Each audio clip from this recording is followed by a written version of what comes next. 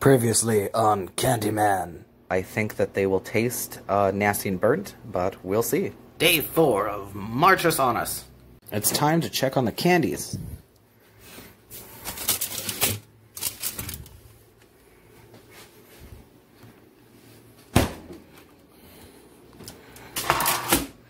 Alright, as you can see, the color's super dark.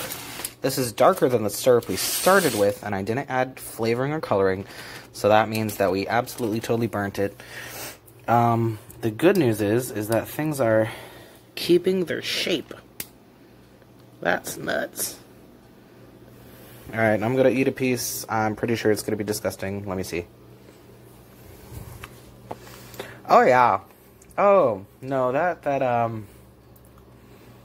tastes like licking an ashtray, so that's fun. Not really what you're going for with candy.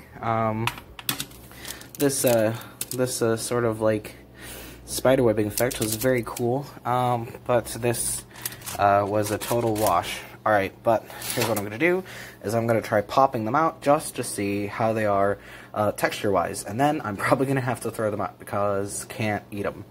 I'm going to put this up here again. Alright, that should be good. Okay. I'm trying to get it to focus. There we go. Alright, these are still frozen, but they still should be solid at room temperature. Did you hear that nice snap? That's what we're looking for. Alright, let's see if these pop out.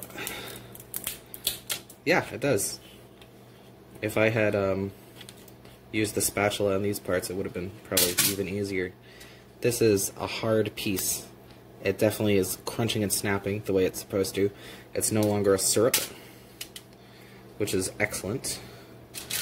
Let's check on these. It's still sticky though, probably because it picked up some moisture from the fridge, or not all of it cooked. So I was looking up some advice on the internet for candy making, and one person suggested that with thermometers, especially cheap ones like I got, it's worth it to try to calibrate them. You can't really change the output of the thermometer, but you can test to see what number it outputs when it is in boiling water, which is important because boiling water is always boiling at a specific temperature, so that if you know, if it helps to show discrepancy. This is nice. This is hard. This is awesome. If these were actually edible, this would have been a total success.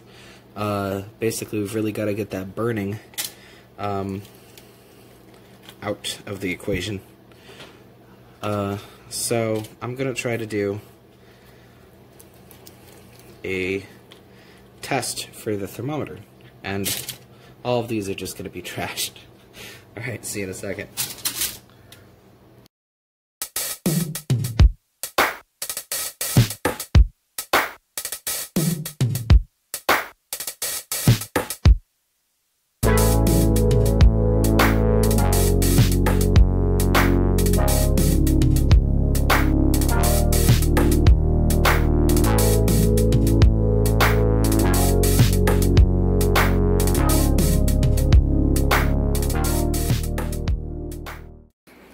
Goodbye, failed batch. Can't be too sad about things like that. It's all part of the learning process, and I've got plenty extra sugar to go by. I have actually no idea if dark corn syrup is applicable for this situation, but it's the only thing they had at the store. But thankfully, I still have some light corn syrup left. So I'll be able to use this for the next batch. Alright, after a quick rinse in warm water, these are all spick and span again. Alright, we're going to do no melting today, because I woke up late and I didn't have a lot of energy left. Gotta take care of my body. There's a lot of editing that goes into videos that I didn't realize would take so long. But what we're going to do right now is we're going to test our candy thermometer.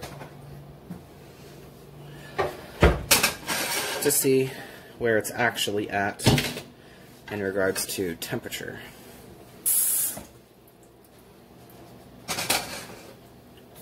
This pot has higher sides, so it will help with having it stick to the side of the pot. And here we are, our bad boy. No, that's not really doing it either. I was also told that these aren't supposed to touch the bottom of the pot while you're cooking. Oh, that might do it. I don't know if you can see this. Looks pretty good, right? Alright. So, we're going to find out together just how accurate or inaccurate this is going to be. Let's move it over here, maybe. Alright. All we're going to do is boil this water, and when it gets up to boiling temperature, we're going to note what it says the temperature is on the thermometer.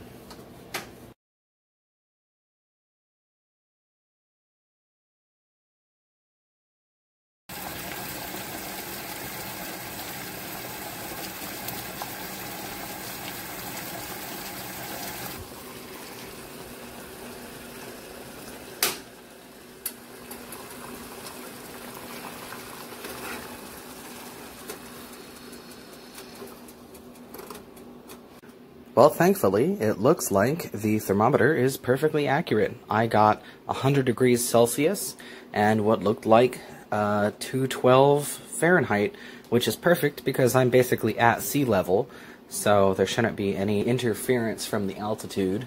But the good news is that there are still ways to make it easier for the candy not to burn. For instance, I didn't know that you were supposed to take it off the heat pretty much exactly as it hits 300.